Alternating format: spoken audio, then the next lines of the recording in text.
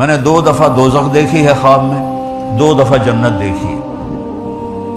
ایک خواب میں جنت کی حور کو دیکھا، ابھی تک وہ نقشہ میری آنکھوں سے نکلتا نہیں ہے، اور جو میں جنت بیان کرتا ہوں یہ کتابوں میں جو پڑھی ہے وہ بیان کرتا ہوں، لیکن جو اللہ کی قسم جو میں نے حسن دیکھا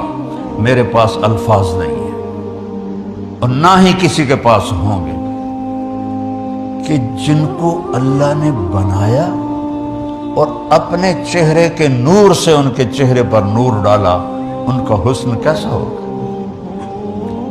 جنت الفردوس کو بنا کر اس کو تالا لگا دیا ہے، اور روزانہ